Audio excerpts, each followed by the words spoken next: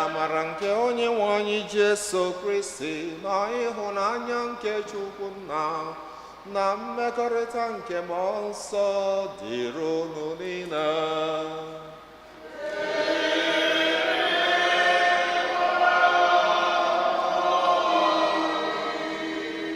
Ndị nke afọ na otuto dịrị Jesu Kristi.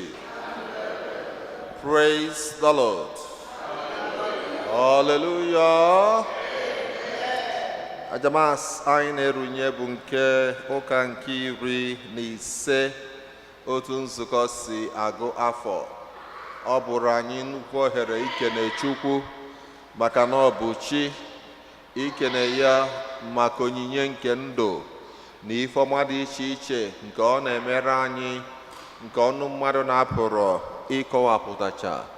Ka anyị na-ebunye Chineke ukpe ekene, ka anyị na-agụkwara Chineke onwe anyị, ezinụlọ anyị, aka ọrụ anyị, ọpụ na mbata anyị, ife niile nke anyị ga-eme n'izu ka na-arịọ ka pancha nweta nkwado na ngọzi nke Chukwu site na Kristi onye nwe anyị.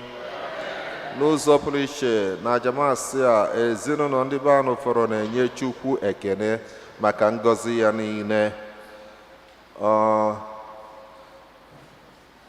A na-eriokwazi ajamasị a maka ezumike mkpụrụ obi Charles Iro, ezinụlọ ya na-elota ya. Iji kwadozi onwe anyị maka nnukwu ife omi ndị a dị nsọ, ka anyị kweta na anyị emehiela yọọ Chineke mgbaghara maka njọ.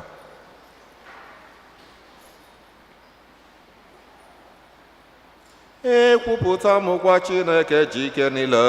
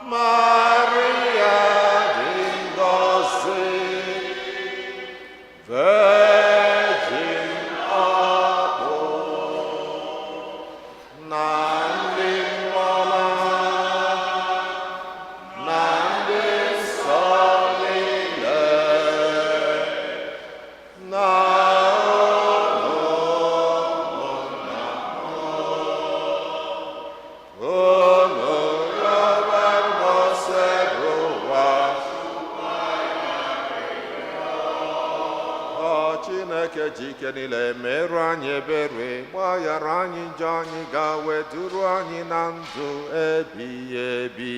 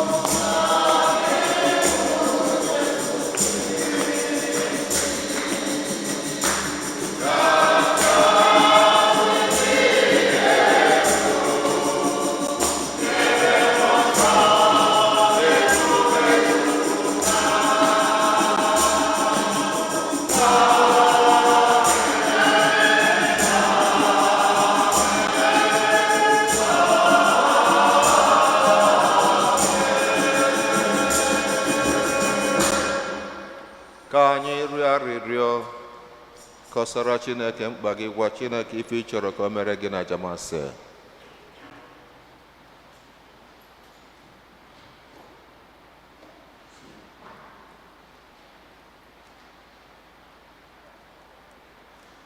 Chineke anyị, ihe eziokwu gị na-egosi ndị na-agaghị ụzọ ha nwere ike iso lọghachie na Kristi. Biko meenụ ka ndị otu Kristi niile jụ ihe niile megidere okwukwe ha, kama ka ha sowe ihe dum kwesịrị ya. Anyị na-arịọ gị ihe ndị a site na dị nwere anyị Jesu Kristi nwa gị, onye gị na ya na mmụọ nsọ dị ndụ na-achị, Chukwu ebighị ebi ebighị ebi.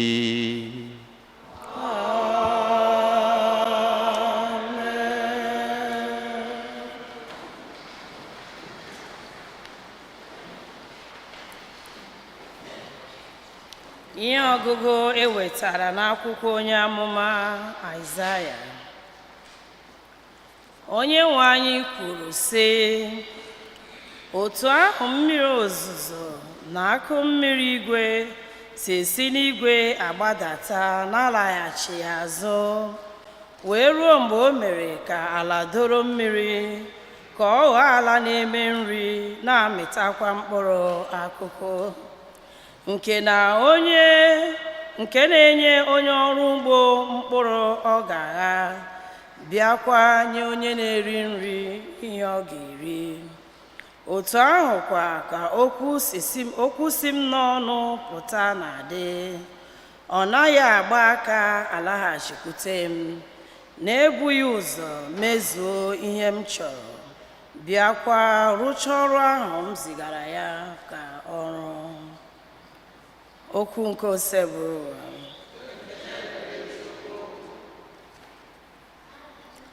Ụfọdụ mkpụrụ dara n'ala ọma mịtara mkpụrụ mmaji kwụrụ mmaji.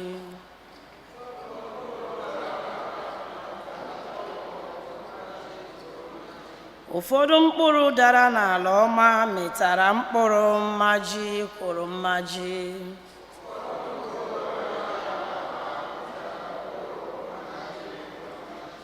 Iletala ala ahụ bịakwa hụsa ya mmiri, imena ka ọ baa ụba hie nne. Mmiri iyi nke Chineke jupụtara na mmiri, ọ bụkwa gị kwadoro nri ọka.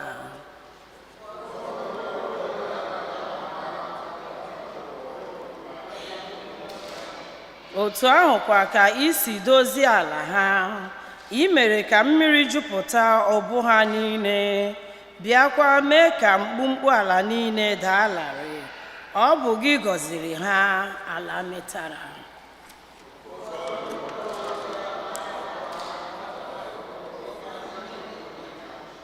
I jiri ihe ọma kpube afọ okpueze, okpu ụzọ gị na-atasisi abụba.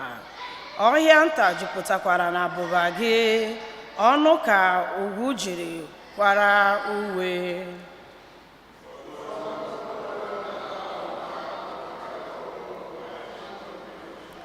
Ọhịa yikwasara igwe atụrụ ka uwe, ọ ka kpuchiri ndagwurugwuru niile, ha na-eti mkpu ọṅụ na-ekwe ukwe.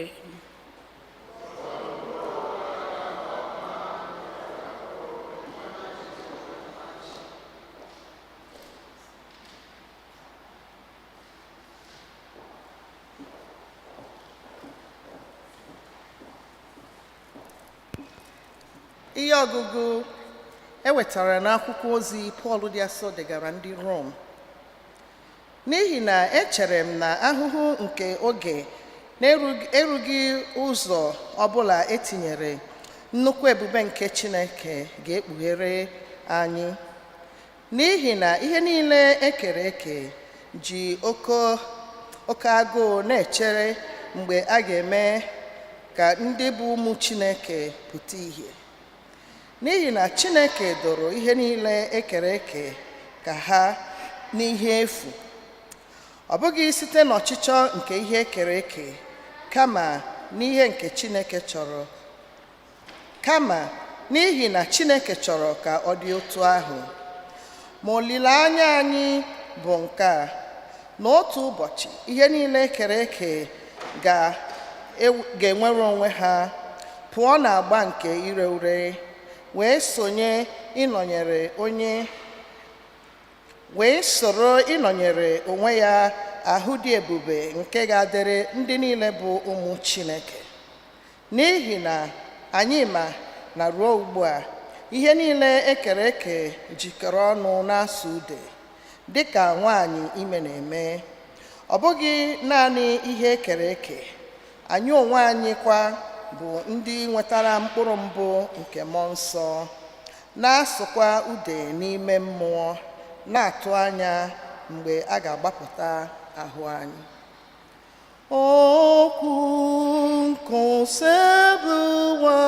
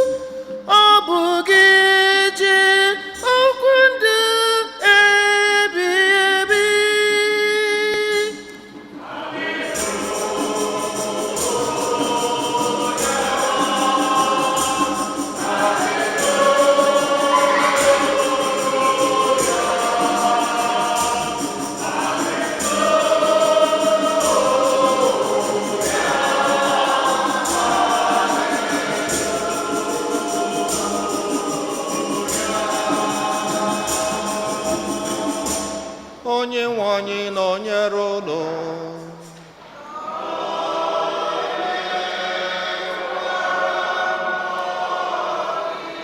Ihe ọgụgụ nke ya si na Oziọma dị Asọ nke Matiu dere.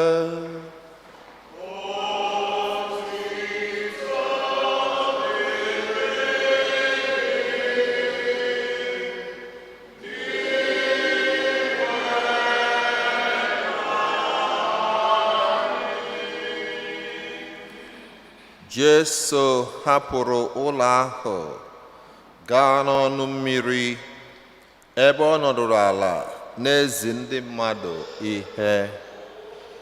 Igwe mmadụ dị ukwuu bịakwutere ya, nke mere ka ọ baa n'ụgbọ mmiri. N'ime ya ka ọ nọ na-ezi ndị mmadụ nọ n'ọnụ mmiri ahụ na-ege ya ntị. O ji ilu gwa ha ọtụtụ ihe. Ọ gwara ha sị, o nwere otu onye ọrụ ubi gara ya mkpụrụ n'ubi ya. Mgbe ọ na-agha mkpụrụ ndị a, ụfọdụ n'ime ha dara n'akụkụ ụzọ, ebe ụmụ nnụnụ bịara tụrụ ha loo. Ma ụfọdụ n'ime ha dara n'ala dị nkume nkume. Ọ dịghị anya ha pupụtara too, n'ihi na aja dị ebe ahụ emighị emi. Ma mgbe anwụ wakwasịrị ha, ha chanwụrụ kpọnwụọ, n'ihi na mgbọrọgwụ ha emighị emi n'ime ala. Mkpụrụ ụfọdụ dara n'ala ebe ogwu dị. Mgbe ha topụtara, ogwu ahụ gbagburu ha. Ma ụfọdụ mkpụrụ dara n'ezi ala mịkwa ọtụtụ mkpụrụ. Ụfọdụ mịrị 10 mkpụrụ atọ, ụfọdụ 10 mkpụrụ ise, ụfọdụkwa 100 mkpụrụ. Onye nwere ntị ya nụrụ. Emesịa ndị ụmụazụ ya bịakwutere ya jụọ ya sị, gịnị mere iji agwa ndị a okwu n'ilu?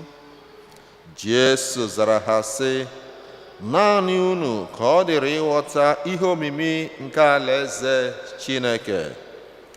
Emeghị ka ndị ọzọ ghọta ya, n'ihi na onye ahụ nwere ihe ka a ga-enyewanye ọzọ ka o nwee ihe rinne, ma onye enweghị ihe ọbụla a ga-anapụ ya ọbụladị ihe o nwere. Ana m agwa unu okwu n'ilu n'ihi na ọ bụ unu n'ezie ana m agwa unu okwu n'ilu n'ihi na ọ bụ ezie na ha nwere anya ma ha adịghị ahụ ụzọ. Ọ bụkwa ezie na ha na-anụ ihe m na-ekwu ma ha adịghị aghọta ya. Nke a bụkwa imezu amụma onye Aịzaya buru sị, ha ga-anụ nụkwa ma ha agaghị aghọta. Ha ga-ele anya lekwa anya ma ha agaghị ahụ ihe ọbụla, n'ihi na obi ha gbara abụba dịkwa arọ. Ha mechiri ntị ha ka ha ghara ịnụ ihe, ha mechikwara anya ha ka ha ghara ịhụ ụzọ. Ha mechiri obi ha ka ha ghara ịghọta ma tụgharịa bịakwute m ka m gwọọ ha. Ma a gọziri anya unu na ntị unu agọzi, n'ihi na ha na-ahụ ụzọ na-anụkwa ihe. N'ihi na ọ bụ eziokwu ka m na-ekwu mgbe m na-agwa unu sị, ọtụtụ ndị amụma na ndị ezi omume ka ọ gụrụ agụụ ịnụ ihe ndị a, ịhụkwazị ihe ndị a ugbu a ma ha enweghị ike. Ugbu a geenụ ntị mgbe m na-akọwara unu ihe banyere ilu onye ọrụ ubi ahụ nke ghara mkpụrụ n'ubi ya. Mkpụrụ ahụ a ghara bụ okwu Chineke. Ala ebe mkpụrụ ahụ dara nọchiri anya obi mmadụ. Mkpụrụ ndị dara n'ụzọ nke ụmụ nnụnụ bịara tụrụlo nọchiri anya ndị nụrụ eziokwu nke alaeze ahụ ma ha aghọtaghị ya. Emesịa ekwensu bịara napụ ha okwu ahụ n'obi. Mkpụrụ nke dara n'ala nkume nọchiri anya obi mmadụ onye nụrụ ozi ọma ahụ jirikwa oke ọṅụ nabata ya. Ma mgbọrọgwụ okwu ahụ gbara n'ime obi ya emesighị ike. Mgbe nsogbu na mkpagbu bịara n'ihi okwukwe ya, ịnụ ọkụ nke obi ya na-anwụ, onye ahụ adịghị anọgidekwa. Mkpụrụ nke dara n'ala ahụ bụ ogwu nọchiri anya obi mmadụ onye nụrụ ozi ọma ahụ, ma ọchịchọ nke ụwa ya na itinye obi na akụ nke ụwa kpagidere okwu dị n'ime ya, mee ka ọ hapụ ịmị mkpụrụ. Ma mkpụrụ dara n'ala ọma ahụ nọchiri anya obi mmadụ onye gere ntị n'ozi ọma ahụ ghọtakwa ya. Ọ na-apụ kpọta 10 mmadụ 4 ma ọ bụ 10 mmadụ 6 ma ọ bụ 100 mmadụ. Ndị a ga-eme ka ha baa n'alaeze ahụ. Ozi ọma nke ose bụrụ ụwa.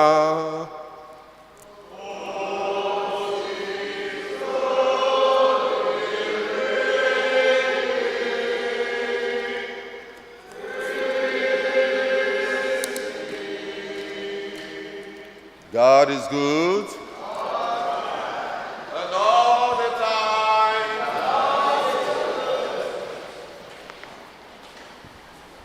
Thank you very much. Are you happy? You don't know aṅụrị?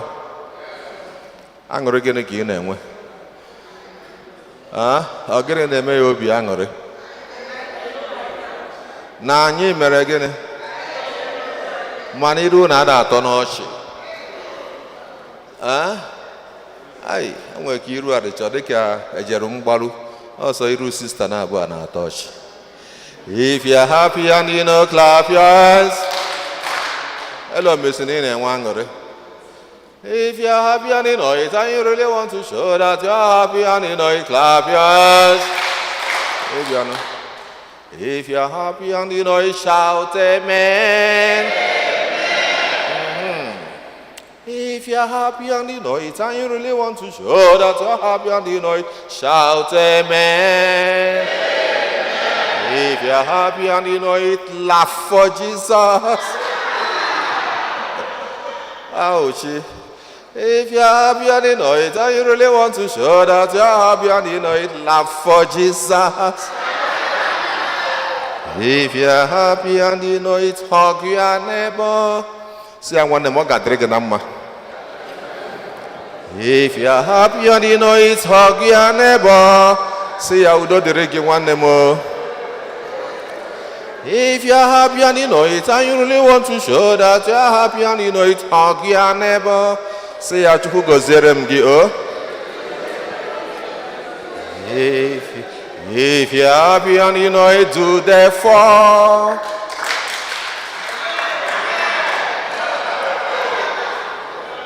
Ambunye genu Chineke, ambunye genu n'olulugi.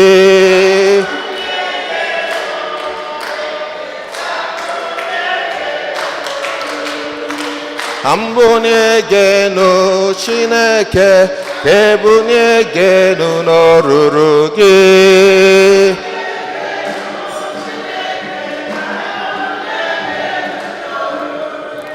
Ambunye genu Chineke, ambunye genu n'oruru gị.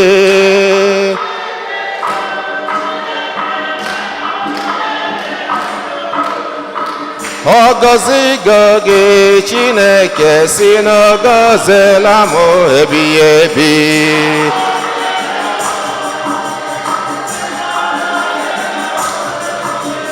Ọgọzila anyị Chineke si n'ọgọzela anyị ebighị ebi.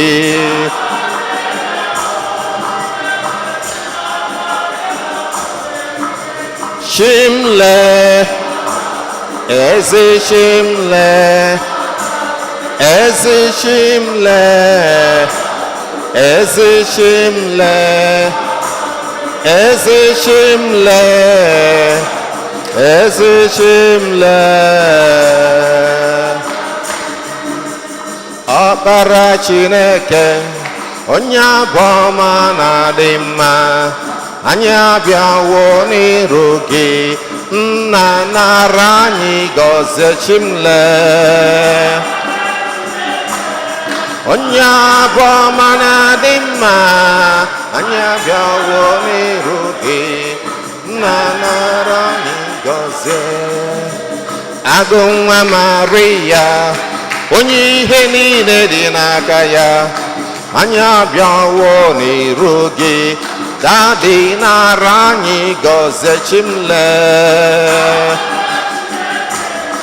onye abụọma na-adị mma.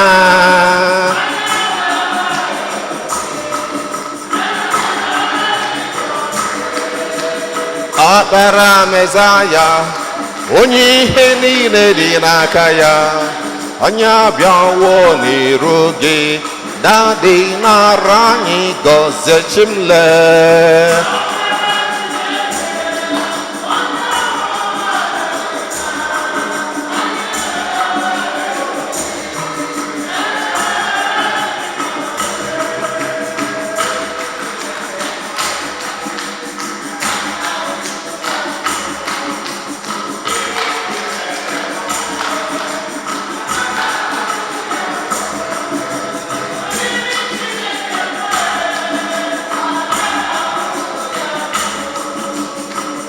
Chineke mae, aka m ahụtụ ya mbụ.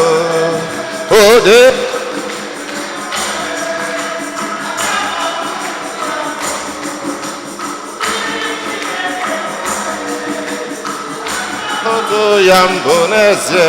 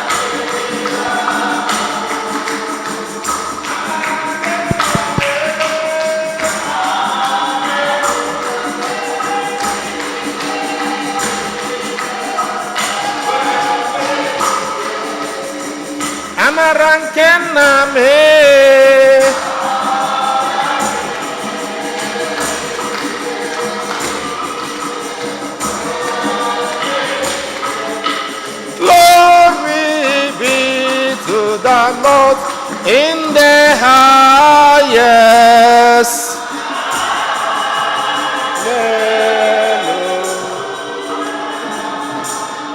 Amen.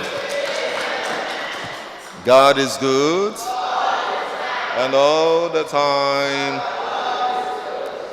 So taa na ife ọgụgụ anyị nụchara ịgbara ụkwụ n'ozi ọma ebe Jesu kọrọ nnukwu parable nke ọya mkpụrụ.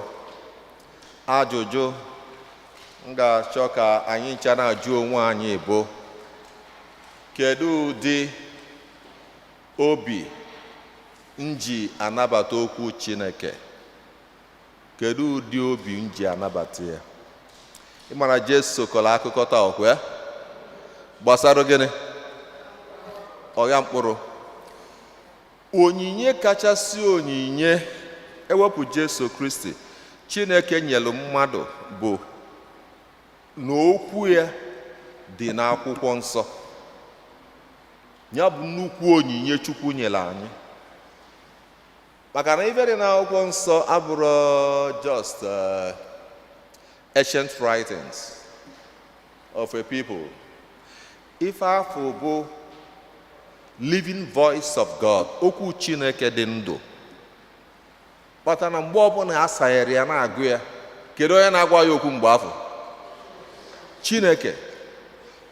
Ọ dịrọ ka na mmadụ na-agụ novel or na-agụ any paper or anything at all.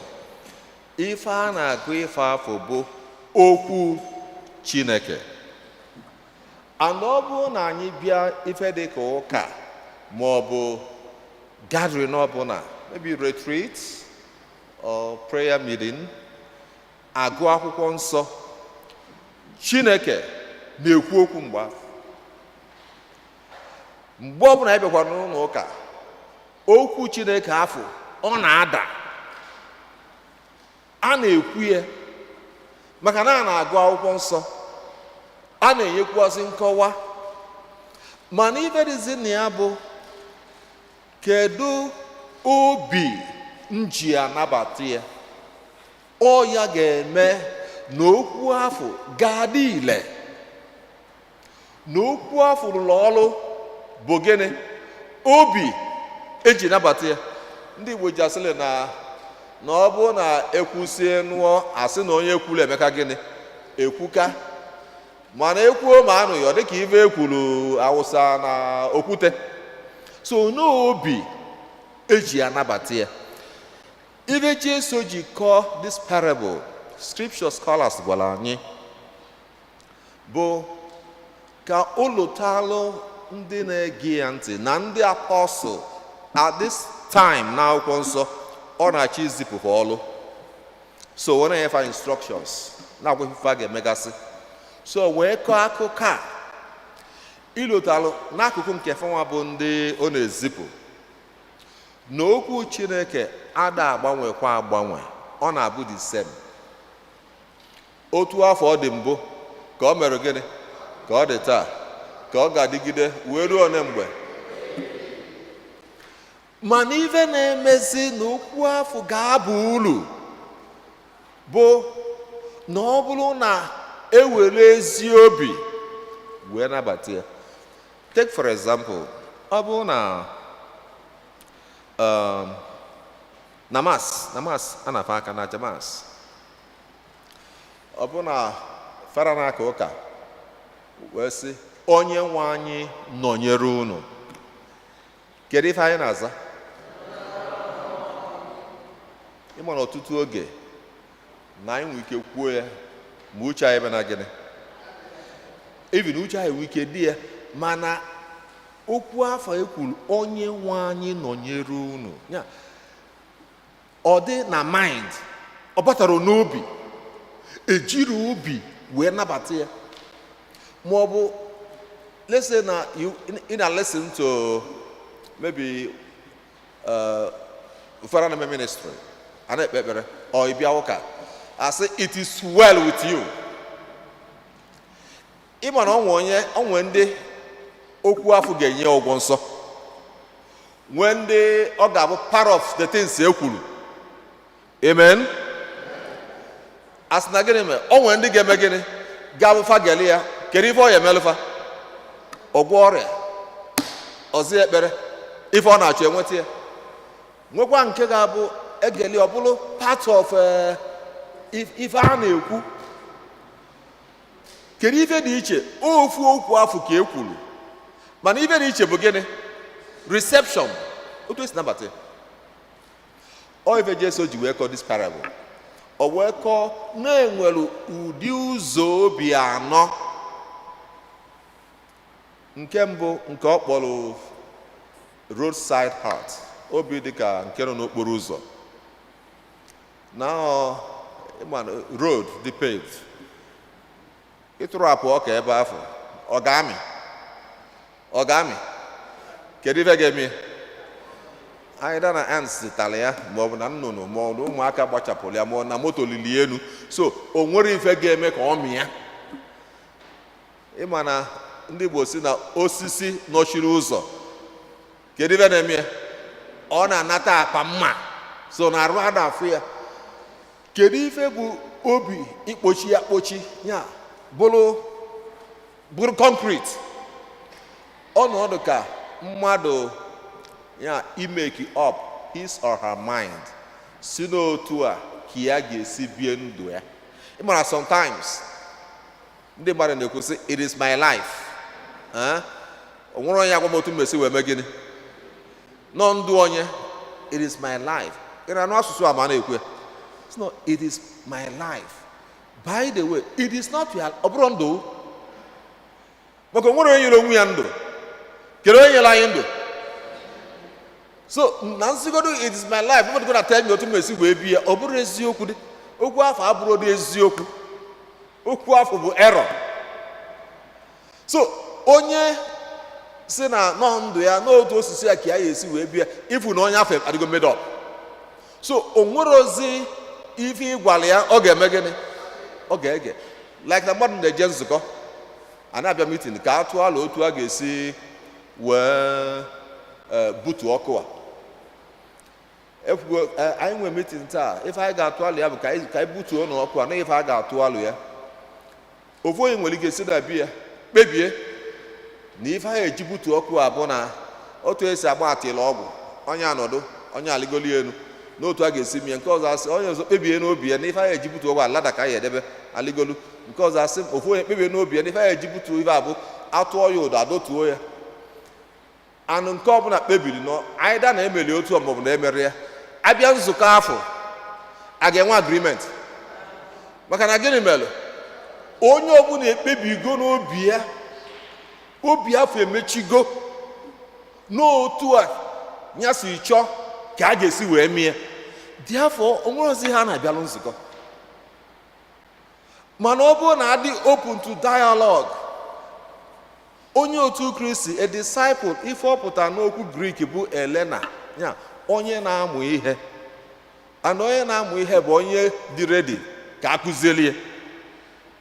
So na ọ bụrụ obi dịgo made up efu na ebe ọbụla ọ nọ kedu ife ya na-eme ebe afọ friction ka anyị lekwu ọgbaghara no friction a na-enwe friction ya ekwuo ma ekweghị because na o decide go nke bụ nke ya.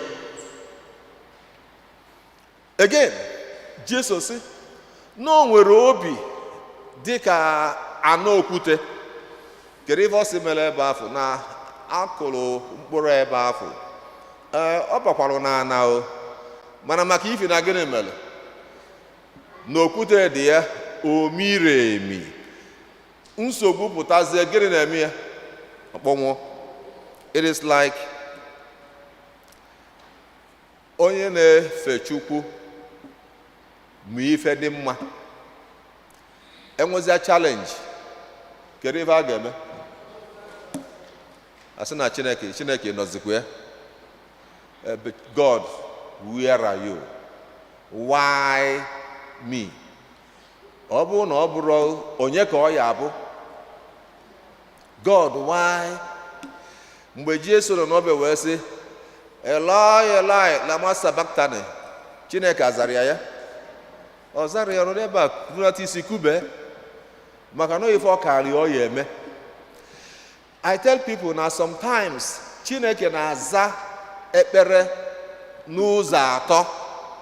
It is like otu a esi nwee traffic light color one ka o nwee one ofu bụ gịnị nke ọzọ bụrụ otu a ka Chukwu si aza ekpele inwe ike ị na-elute ọcha red kedu ife ọ na-asị mgbe a chelu ebe ihe na-ayọ ọ bụrụ taa bụrụ kịta a na itinye isi kedu ife ya emerụ ebe efu ewelu.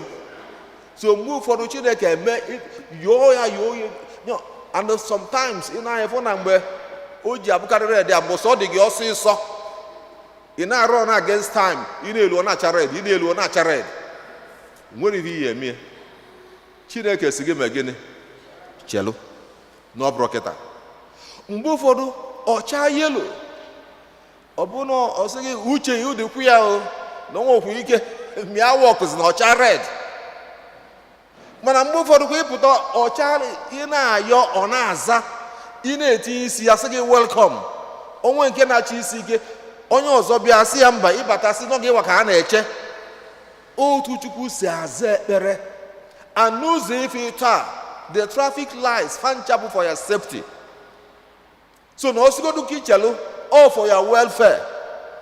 Ọcha yellow ọ maka ọdịmma ọcha green ịkụọrọ ya aka so na efem Chukwu obi okwute bụ obi na-efe Chukwu sọọsọ mgbe gịnị mee ọ na-aga Chineke gbazie breki n'iza ekpele ọ ya abịa ife isi gị bịa challenge bịa enwee difficult child enwee difficult spouse enwee difficult person na workplace Chineke ebe ka ị nọ? Chineke ebe ka ị nọ? Ịma na Chineke na-abụzila anyị instrument na ife ọ bụbụ like remote control you iji n'aka channel ịchọ ikili bọọlụ itinye World Cup, ịchọ ige news itinye whichever channel you like. God is not that. Chukwu abụrụ ya. Akwụkwọ nsọ sị na Chineke nọ n'eluigwe, ife sọlị ya ka ọ na-eme gịnị? Ka na Arinze sị na ịchọ ka Chukwu na-eme ka isi chọọ, ka ị na-atụ ụlọ ya alo ka ọ na-ege. Okwu maka na Arinze ọ sị na ịchọ ka ị na-atụ ụlọ ya alo ka ọ na-ege na-eme ozugbo na onwe ife iyi eme. Kedu ife dị ife afọ? Ikwutere ya mma mana ọ bụkwa ikwuo ọ bụrụ mma ka ị na-ekwu ikwuo ọ sị na onye a na-ama atụ ife ọjọọ a na-amụ ya na nkọ. So onye chọọ ka ọ gwara Chukwu ka Chukwu na-eme, kedu ife onye afọ ga-ebu ụzọ mee?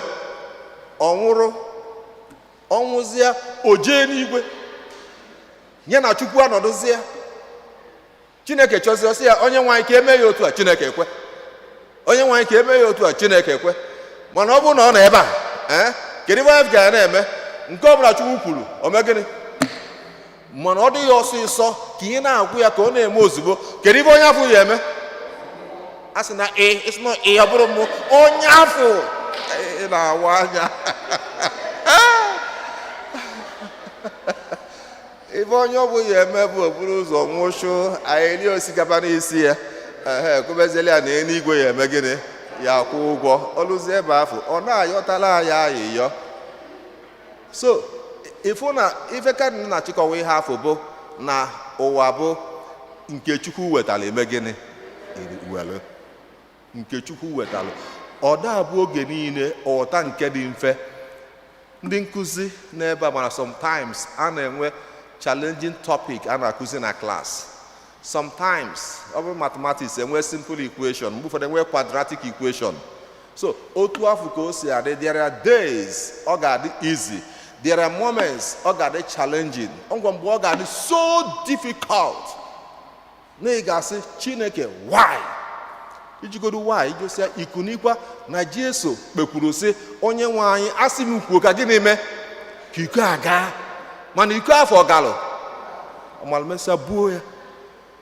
So Jesu sikwa na o nwelu obi dị ka ogwu, ebe ogwu juru, akụrụ mkpụrụ oto buo, mana kedu ife mezi na ọ mịtara mkpụrụ? Gịnị mere ọ mịtara mkpụrụ? Na nchekasị, distractions dị too much. Nchekasị nke ụwa na ife ndị ọzọ juru mmadụ arụ mezili na obi onye afọ adịrọzi n'ebe Chukwu nọ. Kedu ife bụ primary distraction a na-enwe kịta? Kedu ife dị ebe a? Cell phone, social media. And ife a bụrụgo ọnọdụ ka alụsị a na-efezi kịta na bifo a na-akpụola. Kedu ife ikpeazụ a na-enene? A na-eteta ụla. Kedu ife izi a na-eje na ya? Amịrị kpa mmadụ n'abalị ka o jee nyụọ amịrị okune. Kedu ife ọ na-achọ? Agbasakwu ụka na-apụ na adọ ị na-ekene mmadụ. Kedu ebe anya ya dị? Kedu ife anyị akpọ ife a? Ifu na o bulugo alụsị ọfụ a na-efe, o welugo oge eji efe Chukwu. Na-enwekwara ike na-ekpe ekpere n'ezinụlọ, meseji abata obe and afọ ajọka ekwensu. Afọ ajọka ịmara Chineke si be as wise as serpent and gentle as dove. Afọ ajọka ya mgbe afọ iyi achọ ka ikpezi anya bụ ekpere o vibrate and uche gị niile obi ya dịzi na ya until na ije na ya na ikuda. Kedu ife dị ife afọ? Ọya. And ijere na ya ifu reason ị ga-eji wee reply no 1 minute. Ozugbo na reply ifu na onye afọ na-eche ya eche tụkwala ụhụ nke ịbụa. After that 10 minutes aga ike agwụ. So it is a modern day paganism and idolatry. Akwụkwọ nsọ wee gwa anyị na Deuteronomy chapter 6 verse 5, the Bible says, "N'i ga-eji obi gị niile," gịnịkwa ọzọ? "Ike gị niile," kedụkwa ife ọzọ? "Ume gị niile, uche gị niile, wee fụọ ya n'anya." Ọsịrọ a bit, ọsịrọ na ị ga-eji ọkara maọbụ iwelu, ọsịrọ gị welu obi, no, ọ na-etinye niile, all. So ife Jesu na-ekwu bụ na ndị obi jupụtara n'ogwu n'ọdụ ka ebe a ka ndị otu Kristi jụrụ. We are not rejecting God. Anyị ajụrụ Chukwu, anyị nabatalụ Chukwu, mana ọzọ na ibu dozi anyị na-arụ na-egbochi efemchukwu afọ karịzịrị akarị. Anadị mma mepụtalụ mkpụrụ ọma, not necessarily na afọ dị mma n'onwe ya, mana aka mere azụ omegene. Anyị na-akụ, ụfọdụ nwere garden na befa maọbụ n'obodo a na-akọ ugbo. Anada dịkata dị mma ịkọ ugbo. Kedu ife a na-eme ya? A na-asụnụ wepụ n'kpocha afịfịa, wepụsi ife okwute maọbụ whatever dị ebe afọ. Ivi na-akọsigodu anọkwa na kedu ife a na-eme? Ejekwa roshi irilo, elokwa irilo, tinyekwa manure. So ka obi wee dị mma wee mịta mkpụrụ, a ga na-alụ ya ọlụ oge niile. From time to time, a na-uproot bitterness, selfishness, unforgiving spirit, a na-ewepụ envy, and ife ọbụla ga-egbochi amara Chineke efopụfa ncha, etinye obiọma, ya bụ manụ ya ga-etinye, etinye ịfụnanya, tinye ndidi, tinye umeanị, tinye nkwudosi ike. Ife a ga-etinye ruru nne ka ọ bụrụ manure that will manure the heart, ka ọ ga-abụ okwu Chineke bịazie. Kedu ife ọ ga-eme? Ọbịa mkpụrụ. Mana anyị nwere ọlụlụ n'ife Aịzaya gwara anyị n'ife ọgụ nke mbụ, Isaiah 55 verse 10, the Bible says, na dịka mmiri ozuzo na-esi n'eluigwe ada n'ala, na o dechi ya azụ luo na gị na-eme, na o mee ka ife akọ na mịta mkpụrụ n'otu afọ, ka ọ dị okwu ọbụla si n'ọnụ Chineke pụ, na o mechi ya luo na gị na-eme, na o mezuo ife ọ bịalụ. Okwukwe anyị nwere bụ na okwu ọbụla bụ ngọzi Chineke kwuru n'isi gị, Nwachukwu, na o yi emezu ya. Ọnya bụ okwukwe anyị nwere. Pọl ji gwa anyị n'ife ọgụ nke ebua nke ọ dịga ndị Rom, ọ sị na afụfụ anyị na-afụ n'oge a, ife ọfụ onye bụ na ya meji ya tụnyelụ ife ọma Chineke na-akwadola anyị. That is why Isaiah ji kwuo na ngọzi ọbụla Chineke kwupụrụ, iwu megide n'oge emezu ya, nka Chineke adịghị fail. God doesn't change, unchangeable God. So n'ife ndị a niile, kedu ife ọ na-agwazi anyị?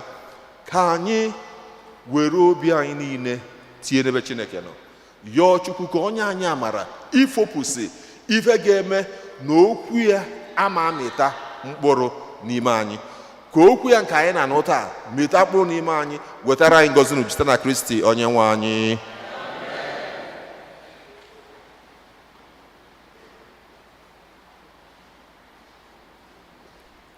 Ka anyị kwupụta okwu anyị na Chukwu. Ekwe m n'otu Chineke,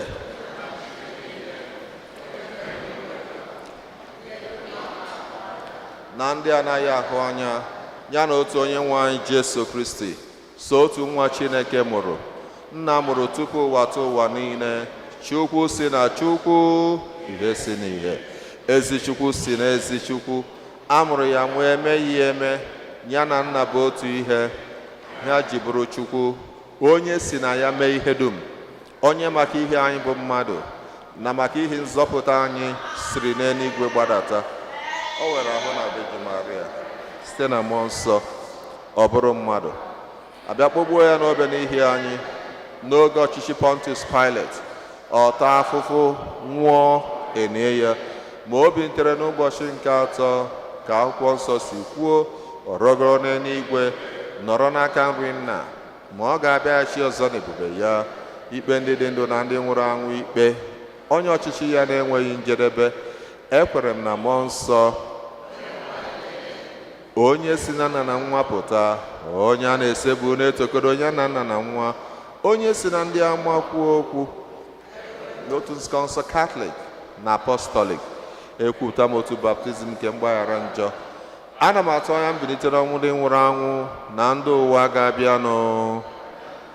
Ekpere nke ndị kwere nụ mmadụ ịtọ onye na ọ ga-enyere anyị aka na ekpere ndị nke mfụ n'anya, ka anyị were n'otu olu na otu obi kọsara Chineke mkpa anyị, ka anyị nwerụla anya na Chineke site n'obiọma ya na ọ ga-aza anyị ekpere.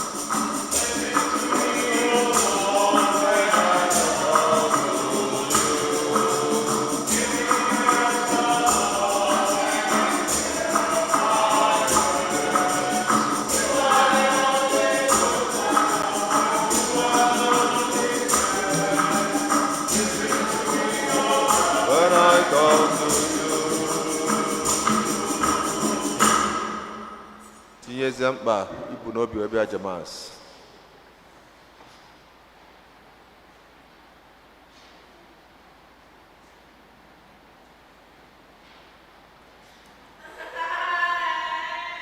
ka anyị ozi nne fụrụ anyị n'anya Maria ka o bulu ayọ anyị gara Chukwu site n'ikpe ekene Maria.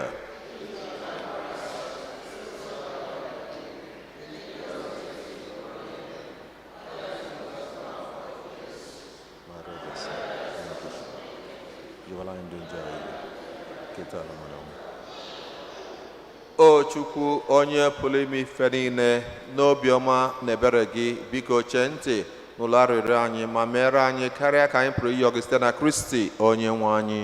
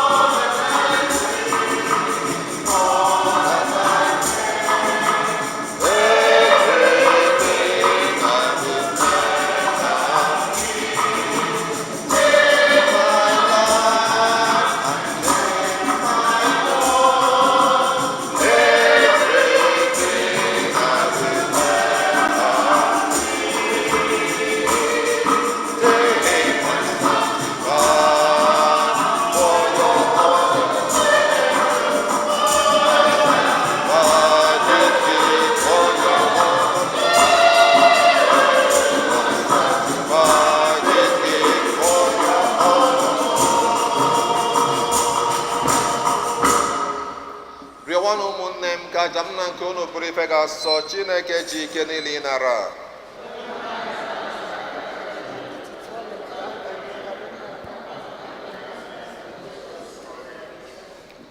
Onye nwe anyị, were afọma lekwasị anya n'onyinye nke nzukọ gị na-ebunye gị, biko meenụ ka anyị site n'iketa oke n'ime ha na-adịwanye asọ.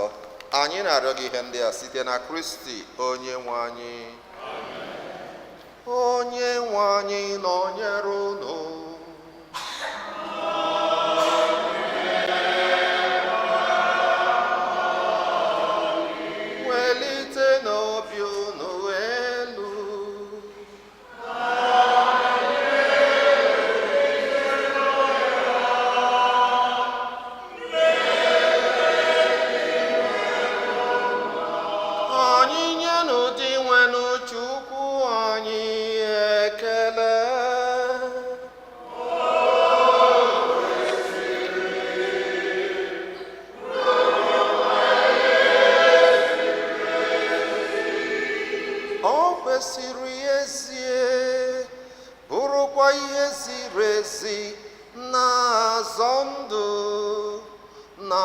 ga-enye gị ekele oge niile na ebe niile.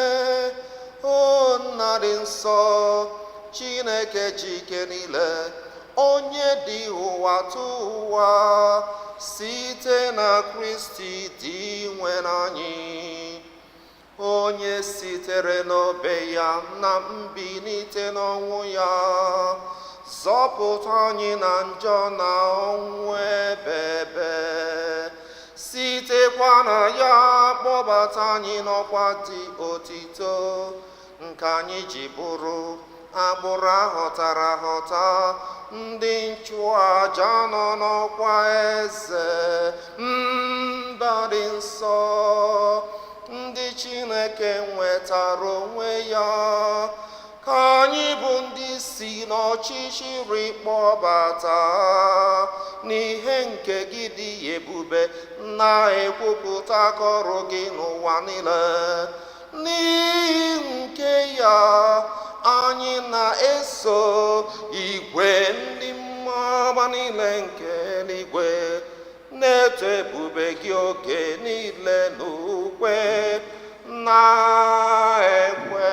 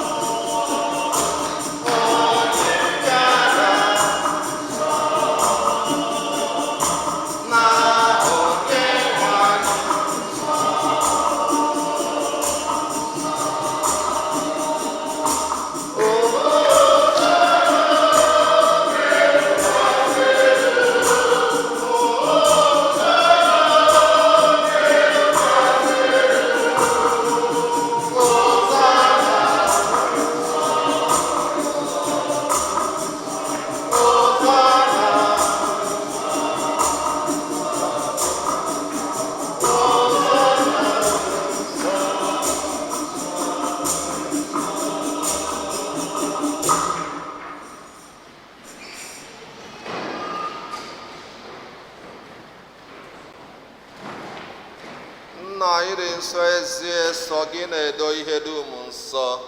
Anyị na-arịọ ka ido onyinye ndị a nsọ site n'ikwasa ha mmụọ gị, ka ha wee ghọrọ anyị ahụ n'ọbara nke onye nwe anyị Jesu Kristi, onye bịara tupu edunye ya n'ọnwụ, nke o jiri aka ya wee nara, were achịcha nye gị ekele na otito, nyawa ya, nye ya ụmụazụ ya, sị, naranụ nke ya, rienụ ya unu niile, nke ya bụ ahụ m nke a ga-eduru nye maka unu.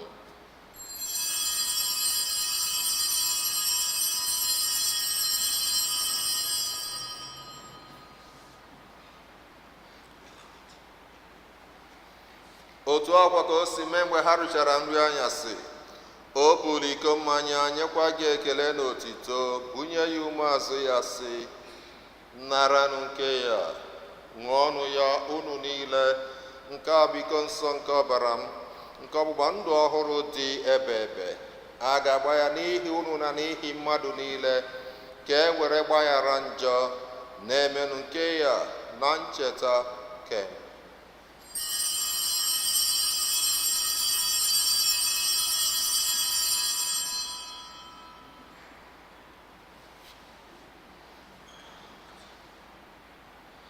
Ka anyị kwupụta na ihe omimi nke okwukwe anyị na-eme ugbu a.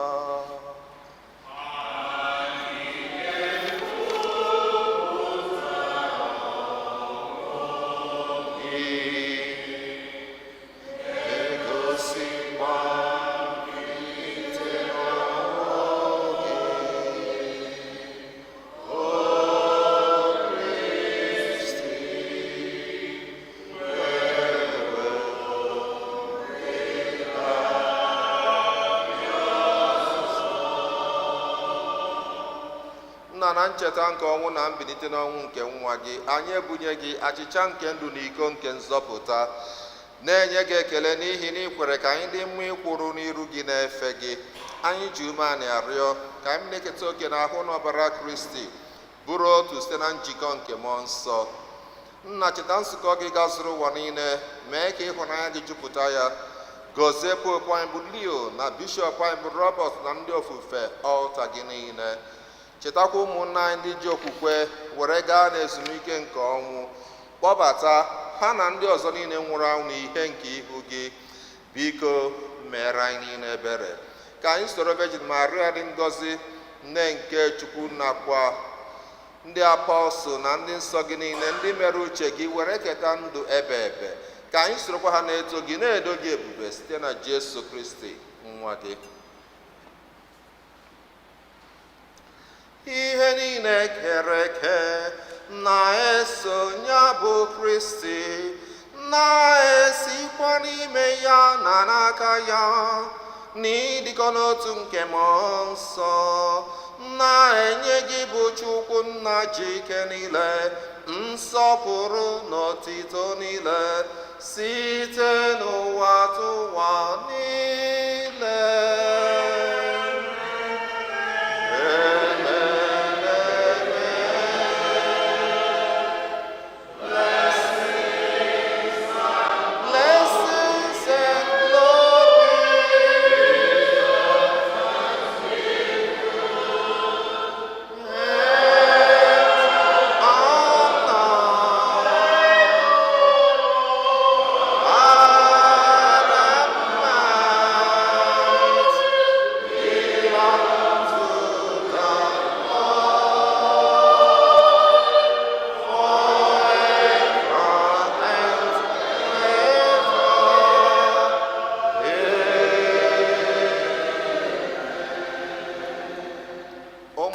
Ka anyị were n'ekpere ka onye nzọpụta anyị kụziri anyị wee kpọkuo Chukwu Nna.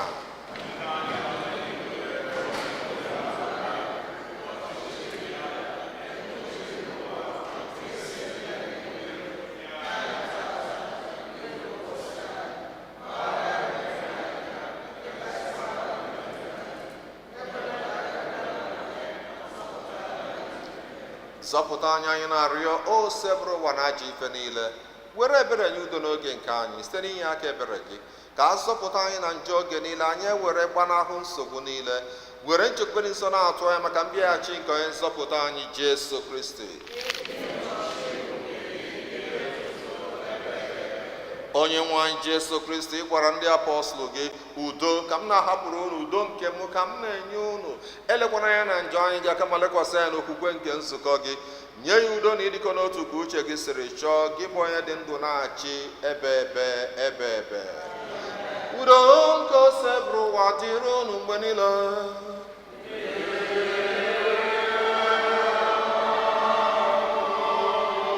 Onye ọbụla metụ ibe ya gasị ya.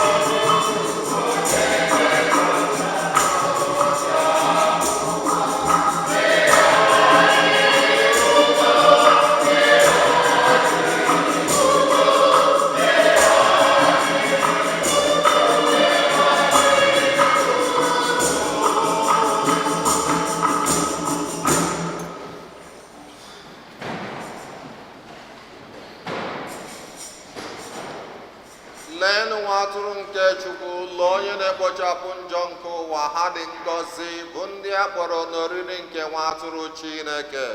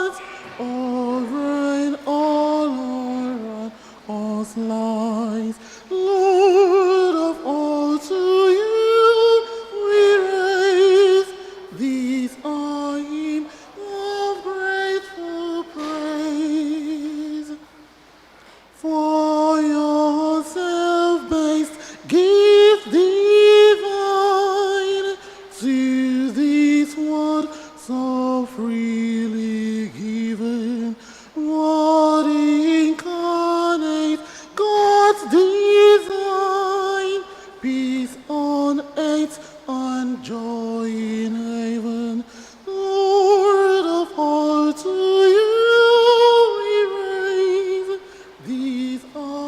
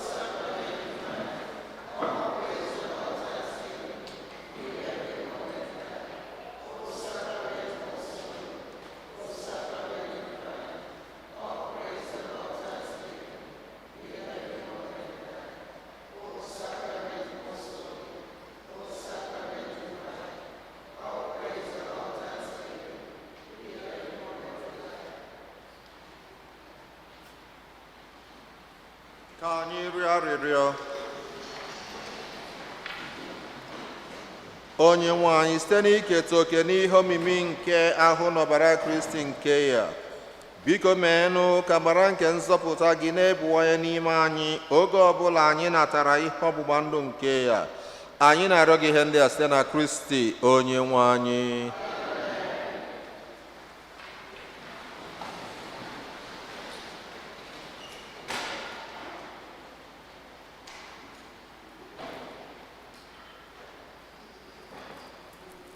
Otodri Jesu, second collection.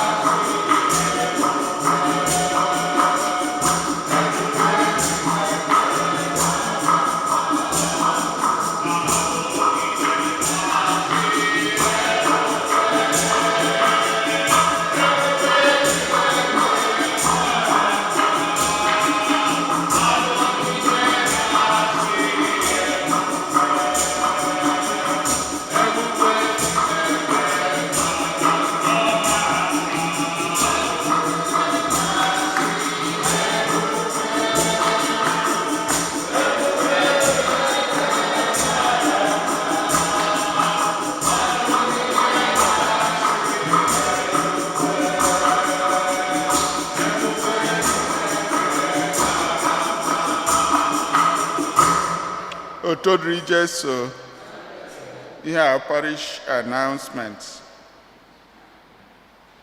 Let us support the annual Catholic appeal.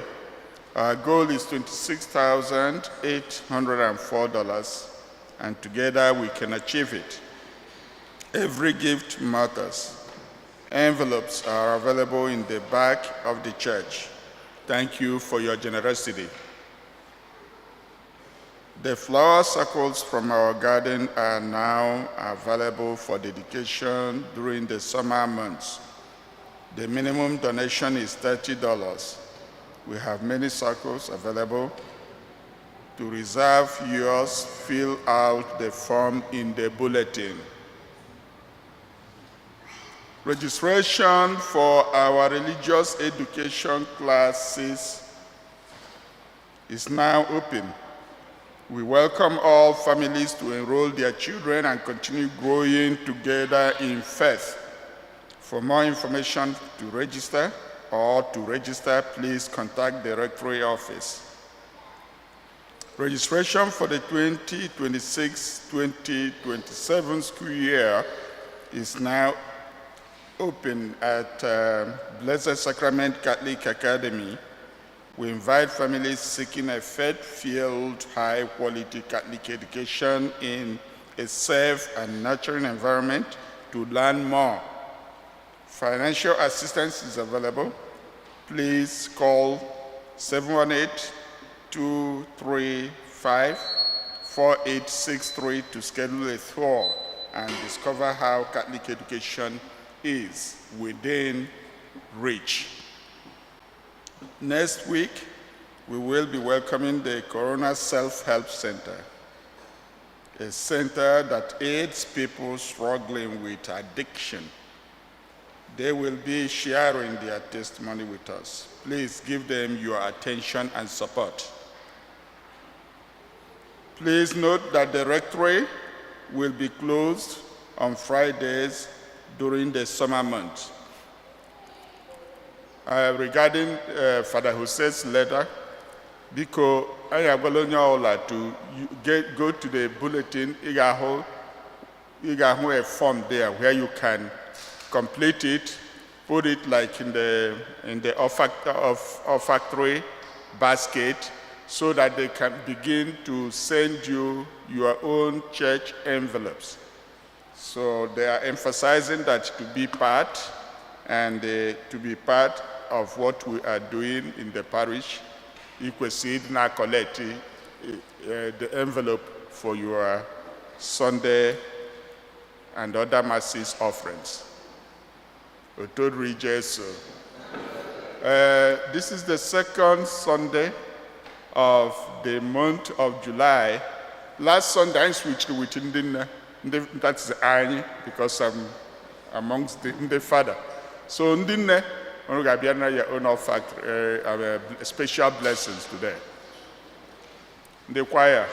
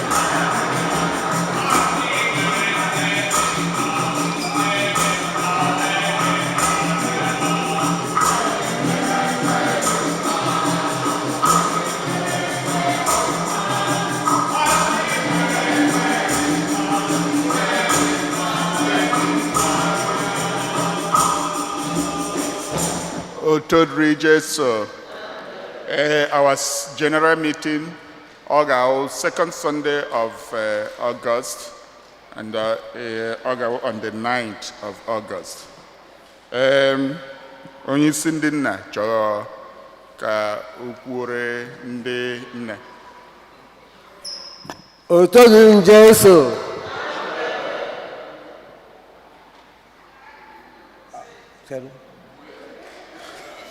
ndị nne mama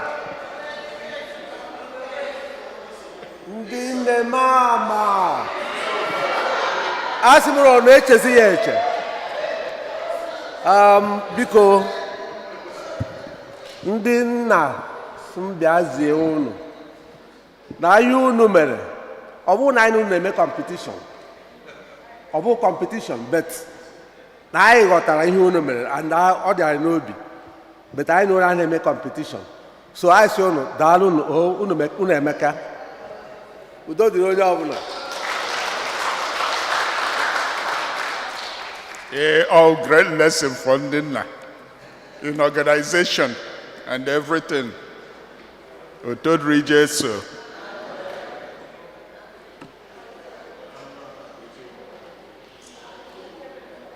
Remember that Ifeanyi's graduation and birthday, I'll go very soon. I think it's this next weekend. But anyway, the flyer is on our platform. So, Anyigan that they got support to our own son.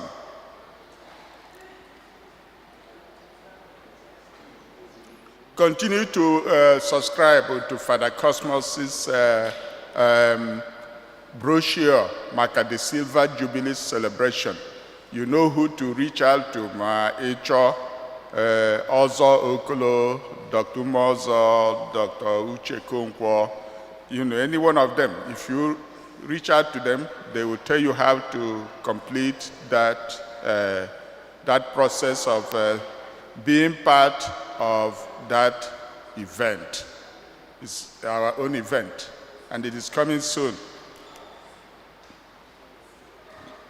My Kumuaka, our children, Ndina Agro must summarize here to give us, deliver what they read. We don't have anybody for the next one. Our children, I hope you are here. I hope you are reading, studying like Father Cosmos has asked you to do. You go and read a section in the Bible, summarize it, and tell us what we should learn from it. So volunteer, and of course, you know, Father Cosmos is giving you something to recognize your effort after doing that. So if you are going to be the next one, meet me after the church and let me know so we can schedule you, okay? Our children, our kids. On any birthdays this weekend?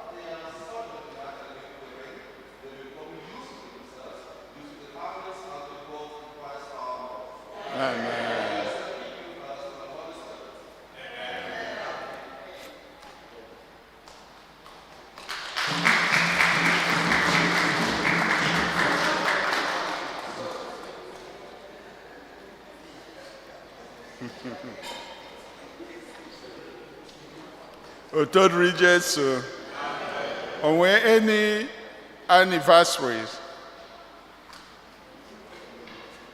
Anniversary? Okay. Oh, do we have anyone worshiping with us for the first time today? Oh, anniversary, okay. Sister Ogumwa.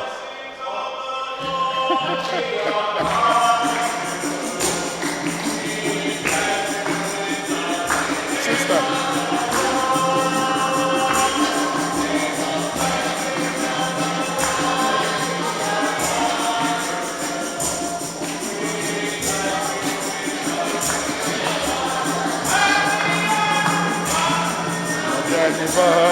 Anniversaries to you.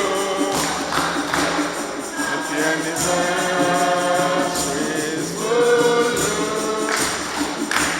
Happy anniversary, dear sister.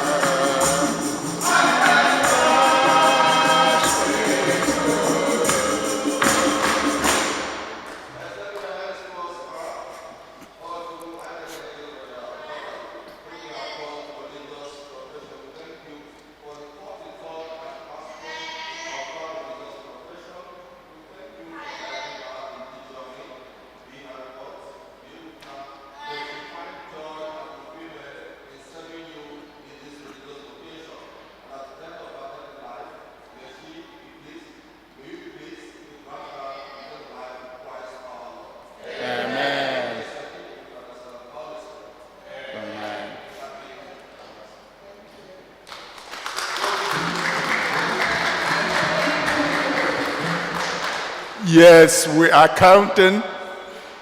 We are counting to Sister's Golden Jubilee. It will soon come.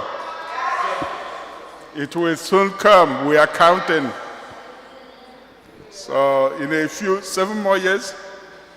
Yes. So I get bidden and I prepare for it. Third Regis. So anybody?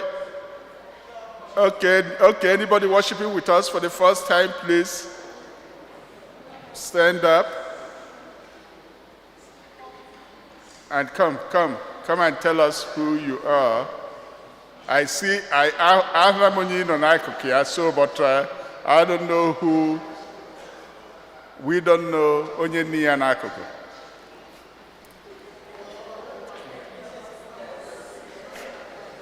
Okay, come here. Be careful, come and tell us.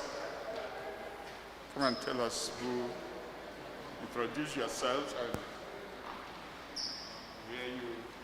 where we come from. Yeah.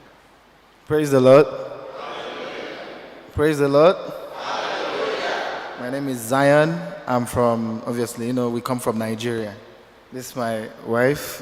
It's actually our anniversary, like, what was it? 2 weeks ago.